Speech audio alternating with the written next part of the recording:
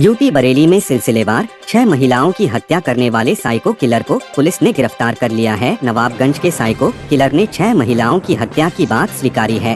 हैरान करने वाली जानकारी यह सामने आई कि आरोपी का सौतेली मां से विवाद चलता था। इसी के चलते वह सौतेली मां की उम्र की जिन भी महिलाओं को देखता उसमें सौतेली मां का प्रतिबिंब उसे झलकता, जिसे देखते ही वह उग्र हो जाता। इसी आक्रोश में उसने 6 महिलाओं की हत्या की है। सभी घटनाओं में हत्या का तरीका समान था। महिलाओं की चुनरी या साड़ी गला कसकर हत्या की गई थी। इसी के बाद हत्या का पैटर्न एक ही होने का बात सामने आई थी, जिसके बाद साइको किलर की कहानी को बल मिला था। घटना का राजफाश भी साइको किलर के रूप में ही हुआ। लगातार की गई है तो is a serial killer for sure. और जो हम लोगों ने अलग अलग टीमें 22 टीमें लगाई थी, उसके साथ साथ इसको एक ऑपरेशन तलाश का नाम दिया था। एक वॉर रूम तैयार किया गया, उसमें पूरा डेटा फीड किया गया, बहुत सारे चार्ट्स तैयार किए गए।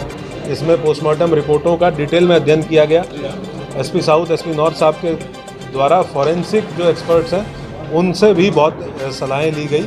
उनके द्वारा जो इनपुट दिए गए, कुछ क्लिनिकल जो साइकोलॉजिस्ट होते हैं उनसे बातचीत की गई, उनके द्वारा काफ़ी इनपुट्स दिए गए। और सीसीटीवी कैमरा, लगभग 1500 सीसीटीवी कैमरा की फुटेज हम लोगों ने देखी। 600 सीसीटीवी कैमरा नए इंस्टॉल किए गए इस एरिया में। सादे कपड़ों में और पुलिस की वर्दी में पुलिस कर्मियों को बैरियर ड्यूटीज़ में लगाया गया, डिकॉय के रूप में लगाया गया।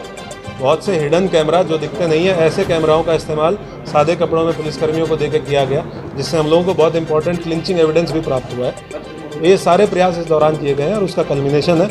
मैं 4 आरक्षियों का नाम लेना चाहूँगा जिनके द्वारा इस पूरी घटना में सबसे अहम महत्वपूर्ण रोल प्ले किया गया। आरक्षी सरफराज जो थाना शाही पे तैनात है, आरक्षी शेखर वर्मा ये भी थाना शाही पे तैनात है, आरक्षी उत्तम थाना शाही और आरक्षी अमित थाना शाही। तो हम लोगों की जो कांस्टेबलरी है, जो हमारे आरक्षी हैं, ये हमारी पुलिसिंग की रीढ़ की हड्डी है। और इन 4 पुलिसकर्मियों आरक्षियों द्वारा बहुत ही अत्यंत मेहनत करते हुए जो भी इनके पास इनपुट्स थे उनका इस्तेमाल करते हुए, लोकल इनके पास जो मुखबिरी थी उसका इस्तेमाल करते हुए इस पूरी घटना के अनावरण में ऐतिहासिक रोल इनके द्वारा प्ले किया गया है। इसके लिए मेरे जो 25,000 रुपये का पुरस्कार मैं इनके लिए मैंने अनाउंस किया है और मैं मुख्यालय के लिए भी इसमें इनके लिए एक रिक्वेस्ट लेटर भेजूंगा कि इनको पुरस्कृत किया जाए। पूछताछ में बात प्रकाश में आई है, प्रयास इसने सब में किया है।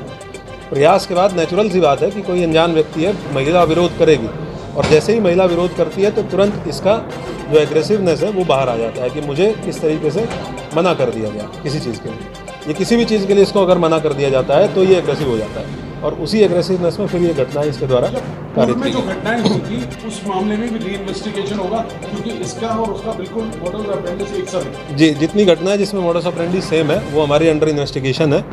ये भी अंडर इन्वेस्टिगेशन है।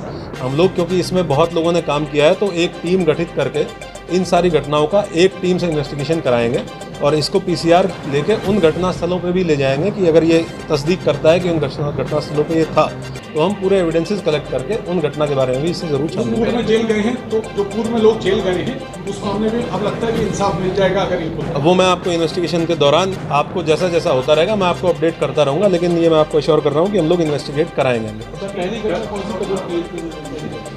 ये पिछले साल जून 2023 की घटना है जिसमें जो मैंने आपको भी डिटेल में दिखाया, वो घटना भी इसी तरीके से महिला की इसके द्वारा लगभग 55 साल की महिला की हत्या की गई थी।